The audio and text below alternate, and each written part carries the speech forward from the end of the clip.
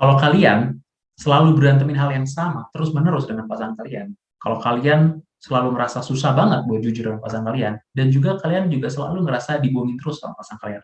Nah, mungkin video ini cocok banget nih buat kalian.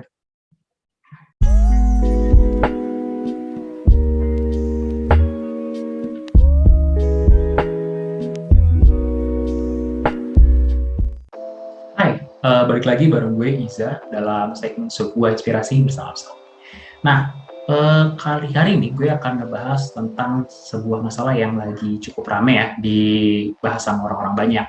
Ya, yaitu kasusnya Johnny Depp dan Amber Heard.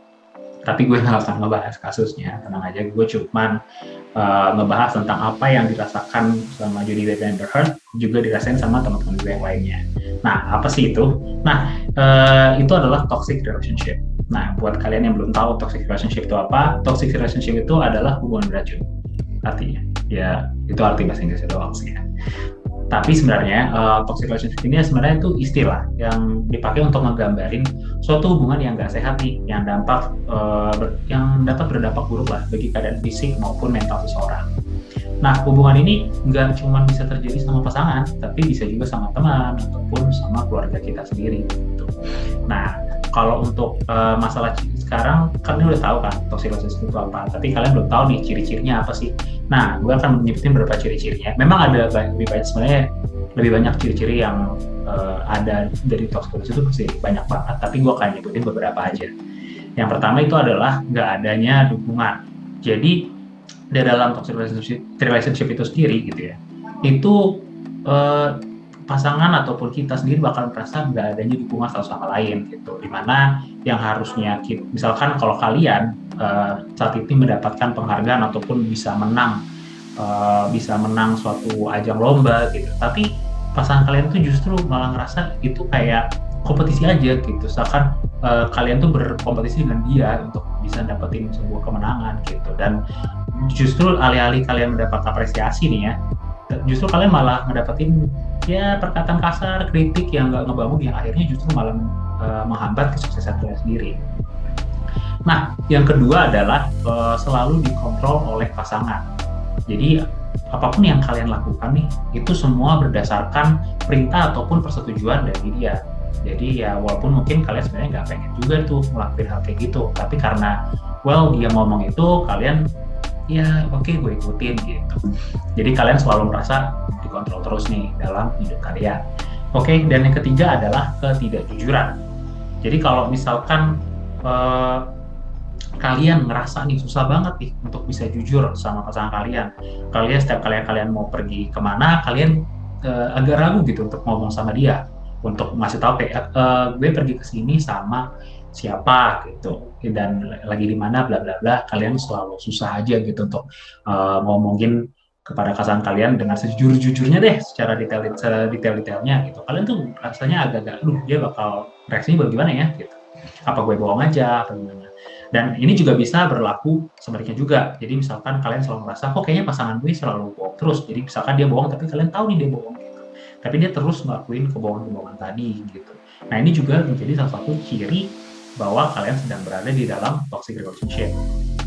Nah, perilaku ini juga terjadi sebenarnya karena perilaku pasangan kalian yang suka mengontrol tadi nih.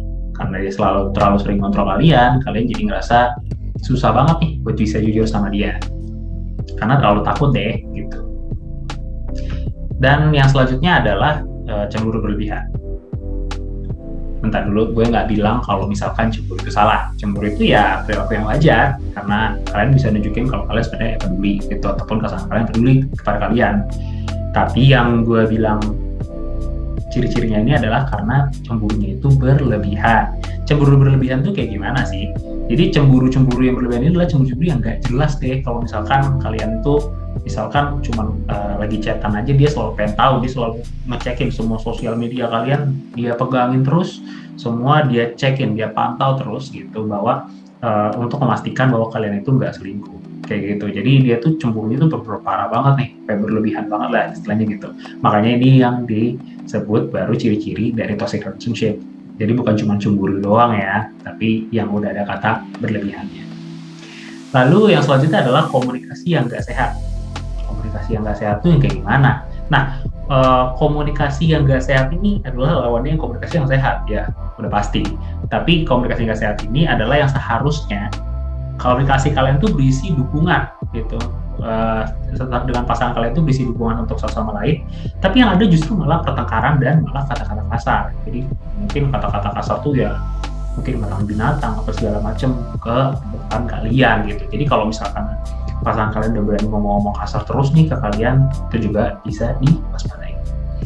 Lalu yang terakhir di list gue, yaitu adalah kekerasan fisik. Jadi kalau misalkan kalian udah menerima kekerasan fisik, itu udah toksik.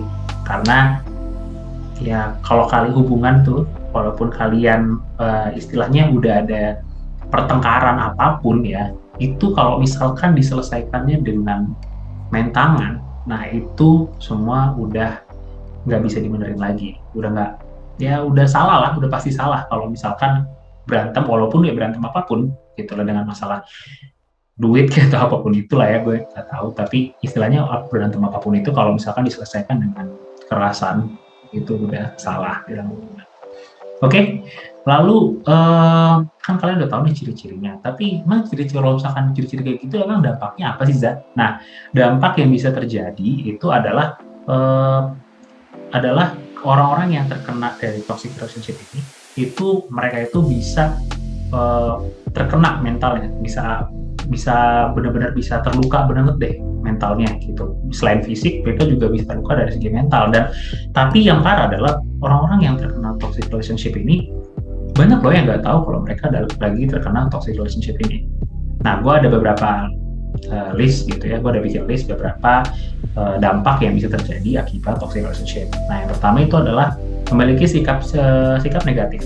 Jadi orang-orang yang terkena toxic relationship ini cenderung mereka nggak ngerasain kebahagiaan nih dari hubungan asmaranya dia gitu. Jadi dia ngerasa tuh kayak apa ya, kayak terjebak aja gitu, merasa terjebak, nggak bisa ngapa-ngapain, dan ya sedih-sedih aja deh terus-terusan gitu.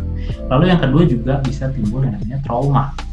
Nah, jadi traumanya kayak gimana? Jadi sebelum awal mereka mau mulai untuk memiliki hubungan tersebut gitu, mereka tuh orangnya gembira, ceria, optimis, selalu berharap kalau misalkan gue ketemu orang baru ini, dia akan pasti efeknya itu adalah positif ke gue akan tambah semangat ataupun tambah apapun itulah ya istilahnya yang berakhir dengan positif. Tapi setelah dia terkena toxic relationship ini ya, itu dia akan terus gitu merasakan yang namanya kayak cemas gitu, dan dia takut aja gitu, nggak percaya sama orang yang baru dia temuin gitu. Kayak selalu ada timbul rasa nggak percaya terhadap orang yang baru dia temuin gitu, karena dia berpikir akan terjadi ya sama kayak yang sebelumnya gitu. Lalu yang ketiga dan terakhir adalah kelelahan emosional gitu. Jadi kenapa bisa terjadi kelelahan emosional? Karena sebenarnya orang-orang yang terjebak toxic relationship ini ya, itu alih-alih sebenarnya dia ngebahagiain diri mereka sendiri gitu ya, tapi justru malah terlalu memperhatikan kebahagiaan pasangan mereka gitu. Jadi misalkan kalian yang tadinya kalian harusnya kan kalian lebih fokus pada diri kalian sendiri gitu, tetapi karena kalian berada dalam toxic relationship, kalian selalu lebih mementingkan kebahagiaan pasangan kalian dibanding kalian sendiri. Jadi kalian tuh melupain kebahagiaan diri kalian sendiri karena kalian lebih kalian utamain adalah kalian kebahagiaan pasangan kalian gitu. Dan ini kondisi ini juga bisa memicu stres ataupun depresi. Nah, parah kan dampaknya gitu. Dan karena kalian udah tahu dampaknya, kalian juga pasti nanya dong, gimana sih cara ngatasin dari toxic relationship ini? Oke, yang pertama, cara mengatasinya sebenarnya beritahu masalah kalian. Ya pastinya yang pertama ya ngomong dulu, ya kan.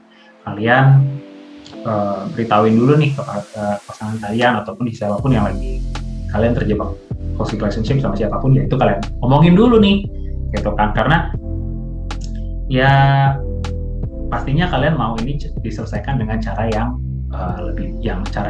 istilahnya cara lebih bagus lah gitu. Nah, yang pertama itu ya tadi kasih tahu dulu, beritahu masalah kalian, dan kalian kasih tahu apa sih yang ngebuat kalian tuh gak nyaman di dalam hubungan ini gitu. Jadi kalian tuh bisa sama-sama belajar lah istilahnya untuk bisa perbaiki hubungan ini gitu. Tapi ya ini juga selain untuk memperbaiki hubungan ya, ini juga kalau komunikasi juga penting banget untuk ningkatin kualitas hubungan kalian juga sama pasangan gitu. Jadi cuma buat perbaikin yang lagi masalah aja. Lalu yang kedua itu kalian juga harus paham nih, ini hubungan ini tuh bisa diperbaiki atau enggak. Nah ini penting banget, kenapa karena kalian juga harus aware gitu ya, karena kalau misalkan hubungan ini kalian harus ada komitmen untuk bisa perbaikin ini gitu. Makanya kalian harus paham dulu nih, menurut kalian bisa nggak komitmen nih, kalian berdua tuh bisa nggak komitmen untuk perbaikin hubungan ini gitu. Karena ya yang namanya hubungan kan dua orang, jadi ya untuk perbaikin hubungan yang lagi rusak ya itu harus di dua orang juga dong, harus berdua, nggak bisa cuma satu orang doang. Karena kalau misalkan kalian sendiri doang, ya efeknya negatif banget sih. Jadi efeknya justru kalian malah lebih capek istilahnya gitu, karena ya kalian berusaha tapi dia enggak.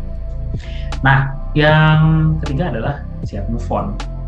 Kenapa gue bilang siap move on? Ya karena lo nggak bisa namanya merubah seseorang gitu, maksain untuk orang itu berubah. Oke, kalau ini lo pasti bisa berubah, gue akan berubah.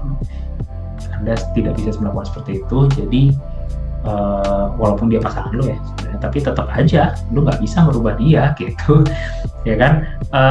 Jadi kalau misalkan kalian mau berubah itu kalian harus berubah dari diri kalian sendiri. Makanya itu kalian harus nanya tadi sama pasangan kalian, bisa nggak komitmen untuk melakukan perubahan ini gitu. Nah tapi kalau misalkan kalian udah usaha nih, oke gue udah usaha tapi ya gitu, akhirnya tetap nggak berubah juga, dia tetap sama, gue tetap mendapatkan perlakuan yang sama, ya kan, gue akan tetap dipukul aja, gitu.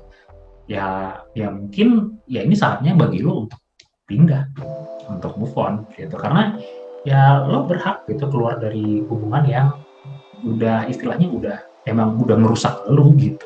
Jadi daripada lo istilahnya kayak lo minum racun, ngapain minum racun, gitu kan?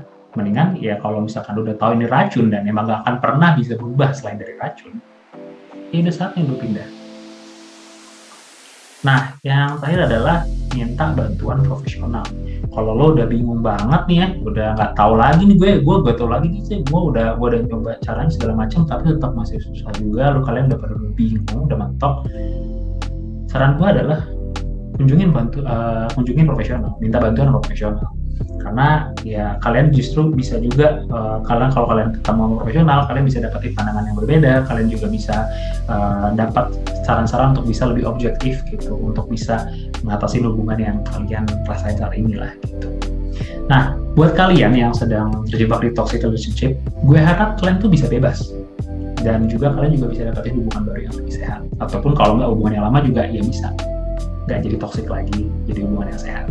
Itu gue selalu berharap gitu ya, karena gue selalu berharap buat kalian all the best for you. Tapi ya tadi gue bilang jangan lupa kalian juga pasti berhak lagi. Oke, segitu aja dari gue. Like jika kalian suka video ini, komen kalau kalian punya tanggapan ya, share video ini ke orang-orang yang menurut kalian butuh nih ngeliat ini gitu. Kalau menurut kalian oke, dia kayaknya butuh deh video ini, subscribe dan nyalain loncengnya untuk bisa stay tune untuk video-video berikutnya. Dan sampai jumpa di episode berikutnya. See ya!